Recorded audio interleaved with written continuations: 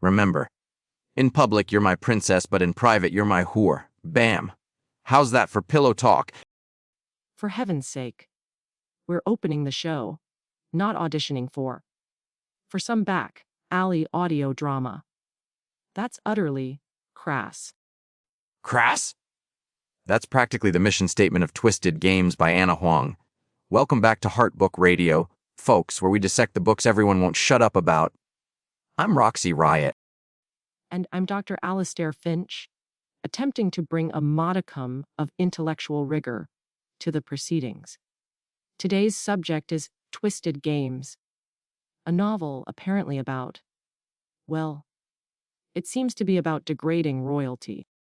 It's about a bodyguard, Rhys Larsen, who's basically a walking restraining order with abs, falling for Princess Bridget von Ascheberg, who's got the personality of slightly damp toast until Rhys decides she's his property.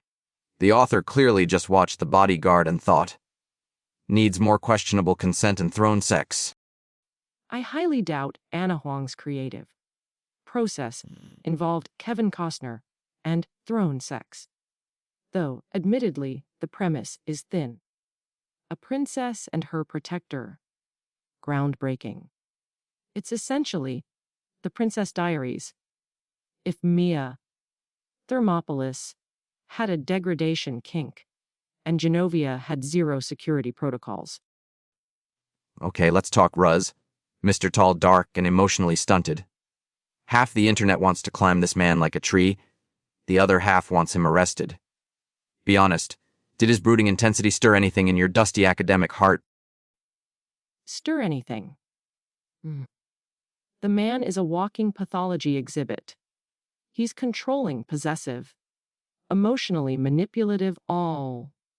He tells her who she can talk to, isolates her. If he weren't fictional, he'd be the subject of a true crime podcast, not a romantic hero. He reminds me of my neighbor Gary, who trims his hedges into threatening shapes if someone parks too close to his driveway. Rhys is just protective. It's the touch her and die vibe. It's primal. Like that bouncer Marco I dated who threw a guy across the bar for asking me the time. Okay, bad example, Marco also keyed my car. But Rhys loves her, deep down. Probably. He expresses this love by demanding she crawl to him and calling her his. Well, you already shouted it to the heavens. It's textbook emotional abuse disguised as passion. And Bridget. My word. 1 minute she's this capable, intelligent future queen.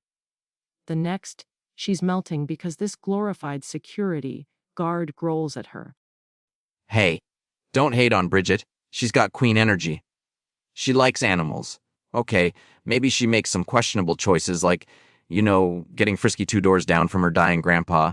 A little tacky, maybe. A little tacky. Oh. They desecrated a throne room, surrounded by portraits of her ancestors. Can you imagine the sheer logistical awkwardness? Not to mention the profound disrespect. It's baffling. Details. At least they did something, unlike some characters we could mention. Remember Bartholomew in The Gilded Sparrow? Just stared at wallpaper for 300 pages. God, I hated that book. That was The Goldfinch. And it won a Pulitzer. It was about loss and art, not wallpaper. This is exactly like that argument. You reduce everything to its most basic, crude element. Because that's the fun element. Nobody cares about the symbolism of a dusty chair when there's throne humping to discuss. So, the big question, is Twisted Games actually any good, or is it just hype poisoning our brains? The writing is functional, at best. Repetitive.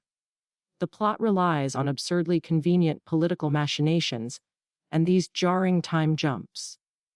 Years pass, apparently, but the emotional development feels like it happens over a long weekend.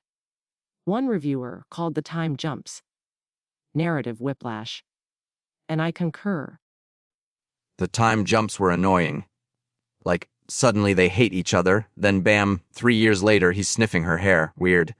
But the spice, people live for the spice. I got this fake email, totally fake. Producer, calm down, from Brenda in Boys, who said, and I quote, Rhys Larsen makes Christian Grey look like a timid youth pastor. Had me gagging, drooling, and fanning myself.